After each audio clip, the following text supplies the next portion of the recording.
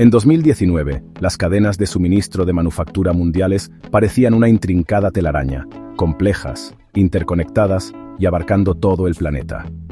Los productos que usamos a diario contenían componentes de docenas de países, ensamblados en otro más, antes de llegar a nuestros hogares.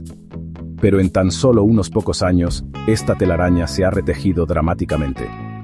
Bienvenidos a la era del nacionalismo de la cadena de suministro. Hola, televidentes de Trend Pulse. Hoy nos sumergimos en uno de los cambios económicos más significativos de nuestro tiempo, una transformación que afecta a todo, desde el carro que manejas hasta el celular en tu bolsillo. El 1 de abril de 2025, Estados Unidos implementó su política arancelaria más radical en décadas. 25% sobre vehículos importados, 20% en electrónicos de China y nuevos impuestos sobre productos farmacéuticos y minerales esenciales. En 48 horas, la Unión Europea, China y México anunciaron medidas de represalia. Y así, de la noche a la mañana, las reglas de la manufactura global fueron reescritas. Pero estos aranceles no son solo números en una hoja de cálculo o temas de conversación política. Representan un cambio fundamental en cómo los países ven su seguridad económica y sus capacidades de manufactura. Lo que estamos presenciando no es nada menos que nacionalismo de la cadena de suministro. Un movimiento que está cambiando dónde se fabrican los productos, cuánto cuestan y qué empresas y países prosperarán en esta nueva realidad. En los próximos 15 minutos, exploraremos cómo llegamos aquí, qué industrias se están transformando y qué estrategias están utilizando las empresas para adaptarse. Examinaremos a los ganadores y perdedores en este nuevo panorama de la manufactura y qué significa todo esto para los consumidores como usted. Ya sea que esté viendo esto desde Los Ángeles, Caracas o cualquier otro lugar, la reorganización de las cadenas de suministro globales impactará su vida de maneras tanto obvias como sutiles. Así que analicemos cómo los aranceles están cambiando fundamentalmente dónde y cómo se fabricarán los productos del mañana.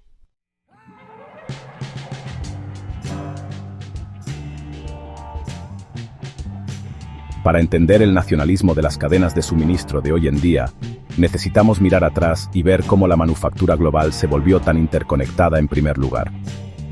La historia comienza en los años 80 y 90, cuando una tormenta perfecta de factores creó lo que los economistas llaman hiperglobalización.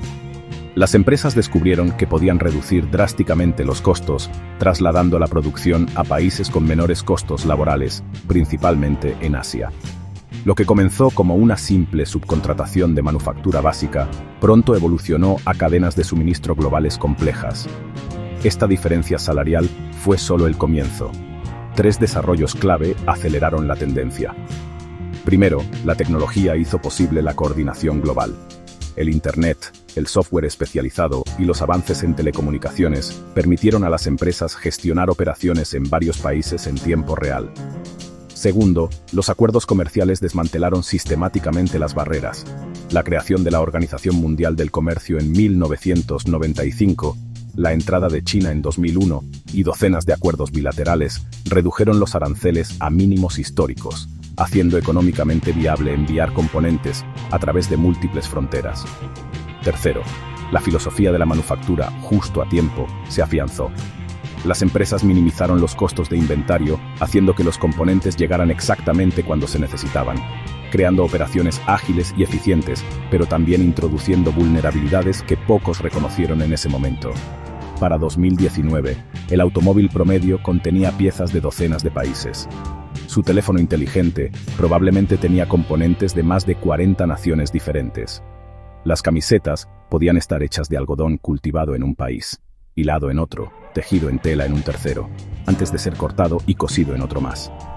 Este sistema ofreció una eficiencia sin precedentes y precios bajos para el consumidor. Pero también creó dependencias que pronto serían puestas a prueba de maneras que pocos anticiparon.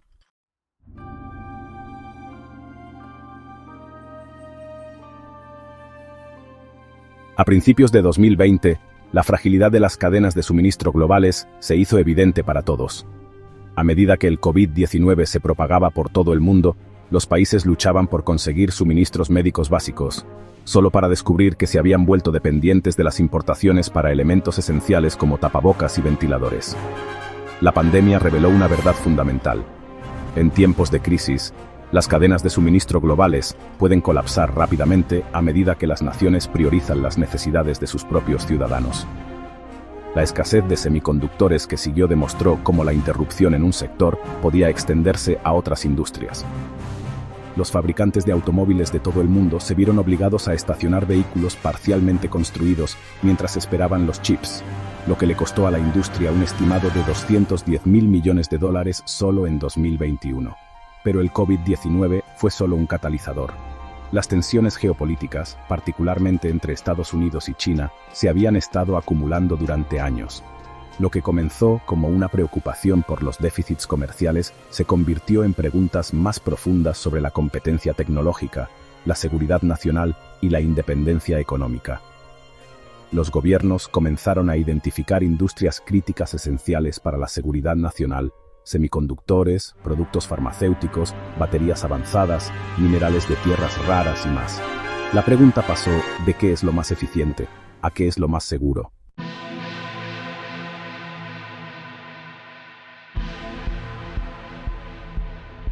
Esto nos lleva a la ola actual de aranceles. Comenzando en 2018, pero acelerándose dramáticamente en 2024 y 2025, las principales economías han implementado barreras comerciales cada vez más agresivas. Aranceles del 25% sobre vehículos y repuestos importados. Aranceles del 20% sobre productos electrónicos de países específicos. Aranceles de 10 a 25% sobre productos farmacéuticos y dispositivos médicos. Y restricciones específicas sobre minerales y tecnologías críticos. Estas no son políticas aisladas. Representan un cambio fundamental en la filosofía económica, de la globalización a lo que muchos llaman nacionalismo de la cadena de suministro, la creencia de que los países deben asegurar sus capacidades de fabricación dentro de sus fronteras o entre aliados confiables. Las implicaciones de este cambio son profundas y de gran alcance. Veamos cómo se están transformando las industrias específicas, comenzando con uno de los sectores más integrados globalmente: la fabricación de automóviles.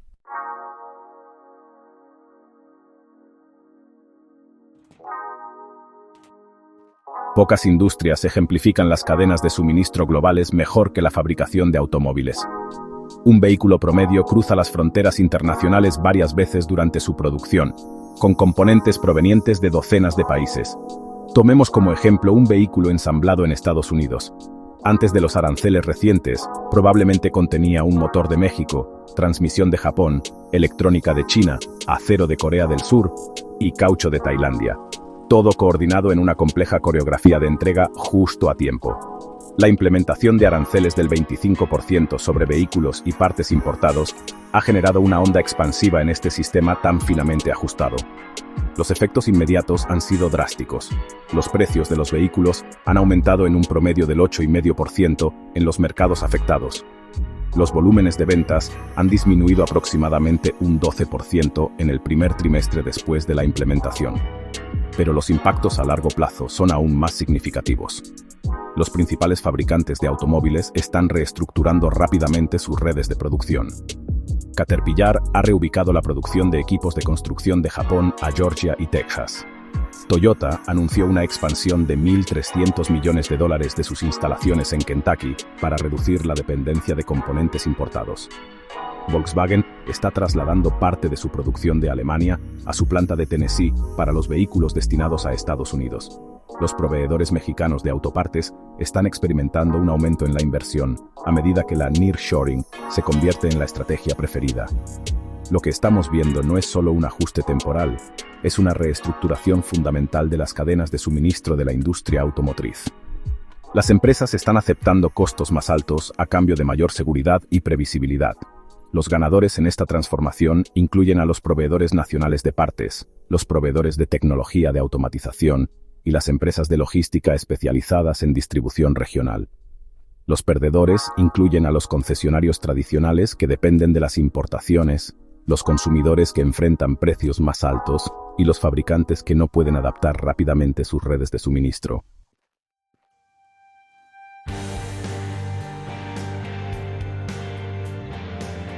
Si la fabricación de automóviles es compleja, la producción de semiconductores lo es exponencialmente más. Un solo chip avanzado puede cruzar fronteras internacionales más de 70 veces durante la producción, con procesos especializados que ocurren en diferentes países. Esta industria se encuentra en la intersección de la competitividad económica y la seguridad nacional, lo que la convierte en un objetivo principal para el nacionalismo de la cadena de suministro. La escasez de chips inducida por la pandemia que paralizó industrias desde la automotriz hasta la electrónica de consumo sirvió como una llamada de atención. Las naciones de repente se dieron cuenta de que la dependencia de un puñado de fabricantes, principalmente en Taiwán, Corea del Sur y China, representaba una vulnerabilidad estratégica. La respuesta ha sido una intervención gubernamental sin precedentes. La Ley CHIPS de Estados Unidos asignó $52.000 millones a la fabricación nacional de semiconductores. La Ley de CHIPS de la UE comprometió $43.000 millones. Japón, Corea del Sur y China han anunciado iniciativas similares. Los resultados ya son visibles. La inversión de $40.000 millones de TSMC en instalaciones en Arizona, la expansión de $20.000 millones de Intel en Ohio, la instalación de $17.000 millones de Samsung en Texas y un Silicon Valley europeo que se está desarrollando en Dresden, Alemania. Pero la relocalización de esta industria ultra sofisticada tiene un precio muy alto. Producir semiconductores en Estados Unidos cuesta aproximadamente un 30% más que en Asia. Estos costos finalmente se trasladarán a los consumidores en prácticamente todas las categorías de productos que utilizan chips, desde teléfonos inteligentes hasta refrigeradores. El arancel del 20% sobre los productos electrónicos chinos ya ha impulsado aumentos de precios en la tecnología de consumo.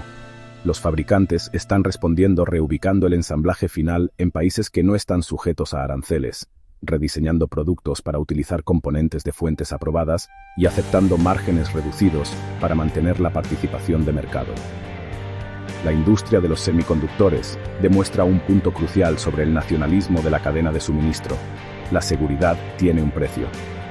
La pregunta que enfrentan los legisladores y los líderes empresariales es si vale la pena pagar ese precio.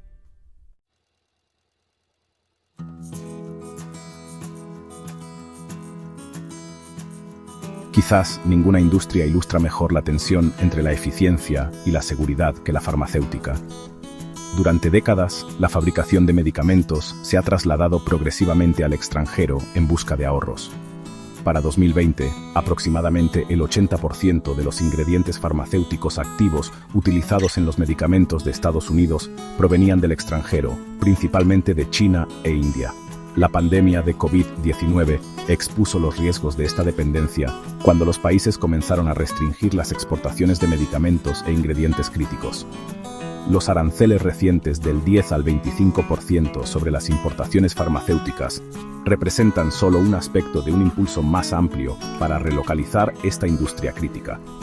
Los gobiernos también están implementando incentivos fiscales para la fabricación nacional, vías regulatorias simplificadas para las instalaciones relocalizadas, requisitos para las reservas estratégicas de medicamentos esenciales y subsidios para las tecnologías de fabricación avanzada.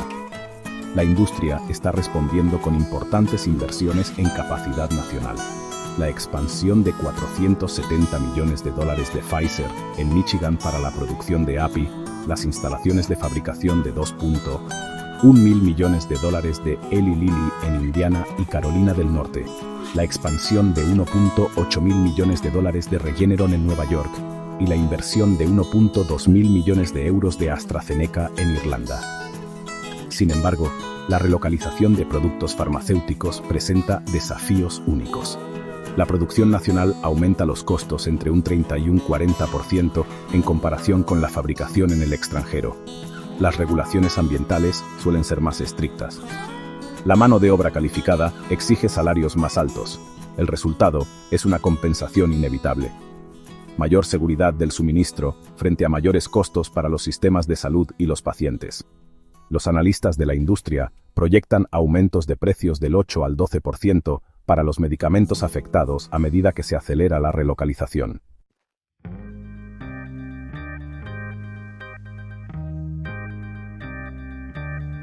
Estas tres industrias, automotriz, semiconductores y farmacéutica, ilustran las complejas compensaciones que implica el nacionalismo de la cadena de suministro. Pero las empresas no se limitan a simplemente relocalizar la producción en su país de origen. Muchas están buscando estrategias más matizadas para equilibrar la seguridad con la eficiencia. Si bien la relocalización en el país de origen recibe la mayor atención, las empresas en realidad están aplicando varias estrategias distintas para adaptarse a la nueva era del nacionalismo de la cadena de suministro. La relocalización cercana implica trasladar la producción de países lejanos a aquellos más cercanos a sus mercados principales. Este enfoque equilibra algunos de los beneficios de seguridad de la relocalización en el país de origen con una mejor economía. Para las empresas estadounidenses, México se ha convertido en el principal destino de relocalización cercana. Tan solo en 2024, México recibió más de $35.000 millones en inversión manufacturera, con salarios promedio de alrededor de $6 por hora, en comparación con los 25 o más en los Estados Unidos. La relocalización cercana ofrece varias ventajas: tiempos y costos de envío reducidos, zonas horarias similares para una mejor coordinación, ventajas arancelarias a través de acuerdos comerciales como el TMEC y proximidad cultural y geográfica. Pero también viene con desafíos: limitaciones de infraestructura, problemas de seguridad en algunas regiones, limitaciones de capacidad a medida que aumenta la demanda y continua vulnerabilidad a algunos riesgos geopolíticos.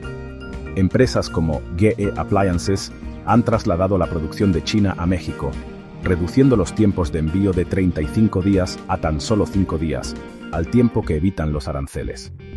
Los fabricantes europeos están trasladando de manera similar las operaciones de Asia a Europa del Este y África del Norte. El friendshoring representa una estrategia más nueva: reubicar las cadenas de suministro en países con valores compartidos y fuertes lazos diplomáticos. Este enfoque prioriza la alineación geopolítica sobre la economía pura. El concepto ganó prominencia en 2022, cuando la secretaria del Tesoro de Estados Unidos, Janet Yellen, abogó por cadenas de suministro que fueran seguras, transparentes y sostenibles, un código para trabajar con aliados políticos en lugar de adversarios. Ahora estamos viendo surgir distintos bloques de cadenas de suministro, una red liderada por Estados Unidos que incluye a Canadá, México, Japón, Corea del Sur y Australia, una red de la Unión Europea con fuertes lazos con el norte de África, y una red centrada en China que se extiende a través de la iniciativa de la Franja y la Ruta. El cambio gradual de producción de Apple de China a India y Vietnam ejemplifica este enfoque. Del mismo modo, las empresas farmacéuticas europeas están priorizando la producción en los Estados miembros de la UE en lugar de las ubicaciones globales de menor costo. En lugar de jugársela toda a una sola carta, muchas empresas buscan la diversificación, manteniendo la producción en los centros tradicionales mientras agregan capacidad en ubicaciones alternativas. La estrategia China más uno se ha vuelto particularmente común. Las empresas mantienen su presencia manufacturera china, pero agregan capacidad en países como Vietnam, Tailandia o Malasia como cobertura contra aranceles y riesgos geopolíticos. Nike ahora produce calzado en 14 países diferentes, sin que una sola nación represente más del 30% de su capacidad de fabricación. Samsung ha distribuido la producción de teléfonos inteligentes en Vietnam, India y Corea del Sur, al tiempo que reduce sus operaciones chinas. Estas estrategias alternativas, relocalización cercana, friendshoring y diversificación, demuestran que el nacionalismo de la cadena de suministro no se trata simplemente de traer todo a casa. Se trata de crear redes más resistentes y seguras que puedan soportar las interrupciones y al mismo tiempo mantener costos razonables.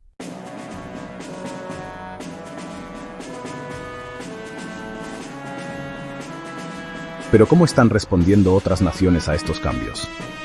Examinemos la reacción global al nacionalismo de las cadenas de suministro.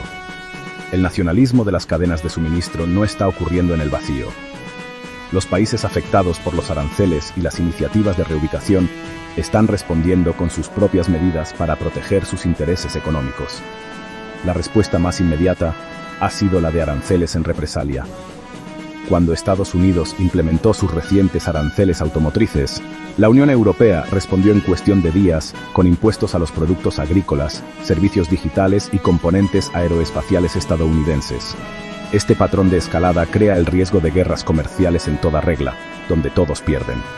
El conflicto comercial entre Estados Unidos y China de 2018 a 2019 redujo el PIB mundial en un estimado de 0.8%, una cifra que podría ser eclipsada por barreras comerciales más generalizadas. Más allá de las represalias, los países están luchando por mantener su base manufacturera a través de incentivos agresivos. China ofrece exenciones de impuestos y terrenos subsidiados para mantener a los fabricantes extranjeros, Vietnam agiliza los permisos y ofrece exenciones fiscales de 20 años, México desarrolla parques industriales especializados con energía y seguridad garantizadas, y el esquema de incentivos vinculados a la producción de la India ofrece $26.000 millones en 14 sectores. También estamos viendo la aceleración de los acuerdos comerciales regionales que crean zonas de fabricación aisladas de las tensiones globales más amplias. La Asociación Económica Integral Regional en Asia, la Zona de Libre Comercio Continental Africana, una mayor cooperación dentro de la Unión Europea y el fortalecimiento del marco del TEMEC en América del Norte. Estos acuerdos están fomentando centros de fabricación regionales especializados, grupos automotrices en el centro de México, fabricación de productos electrónicos en Vietnam y Malasia, producción farmacéutica en Irlanda y Suiza, y procesamiento de materiales avanzados en Europa del Este. La respuesta mundial al nacionalismo de las cadenas de suministro está creando una economía mundial más regionalizada y menos integrada.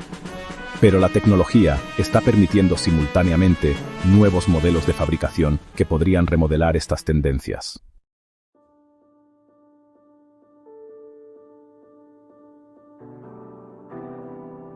Mientras que el nacionalismo de la cadena de suministro está interrumpiendo los patrones establecidos, los avances tecnológicos están creando nuevas posibilidades sobre cómo y dónde se fabrican los productos. La automatización y la robótica están reduciendo la ventaja del costo de la mano de obra que impulsó la manufactura hacia países con bajos salarios en primer lugar. Cuando las máquinas hacen la mayor parte del trabajo, estar cerca de los consumidores se vuelve más importante que encontrar a los trabajadores más baratos. La manufactura aditiva, más conocida como impresión 3D, está permitiendo modelos de producción más distribuidos. En lugar de fábricas masivas que envían productos a nivel mundial, podemos ver redes de instalaciones más pequeñas que producen bienes más cerca de donde se necesitan. La inteligencia artificial y el análisis predictivo están haciendo que las cadenas de suministro sean más inteligentes y resistentes. Estas tecnologías pueden anticipar interrupciones, redirigir componentes automáticamente y optimizar la producción en múltiples instalaciones. A medida que estas tendencias se aceleran, ciertos países están particularmente bien posicionados. México, con su proximidad al mercado estadounidense y la mejora de su infraestructura. Vietnam, que ha atraído con éxito la fabricación de productos electrónicos desde China. Polonia, emergiendo como un centro de manufactura para el mercado europeo. E India, aprovechando su gran mercado interno y mejorando el entorno empresarial. Por el contrario, algunas industrias enfrentan transiciones particularmente difíciles. La moda rápida, construida sobre cadenas de suministro globales, extremadamente sensibles a los costos. La electrónica de consumo con márgenes muy estrechos. La fabricación de productos básicos con poca diferenciación. Y las industrias que requieren un desarrollo especializado del ecosistema. Para los consumidores, estos cambios traerán tanto desafíos como oportunidades. Precios más altos para muchos bienes, a medida que la relocalización aumenta los costos, mayor personalización a medida que la producción se acerca a los mercados, potencialmente mejor calidad, a medida que los fabricantes compiten en factores más allá del precio, y una mayor transparencia sobre dónde y cómo se fabrican los productos. La transformación de la manufactura global aún se encuentra en sus primeras etapas. El equilibrio final entre el nacionalismo y la globalización aún está por determinarse. Pero una cosa está clara. La era de las cadenas de suministro globales en constante expansión ha dado paso a un enfoque más complejo, regionalizado y consciente de la seguridad para fabricar los productos que usamos todos los días.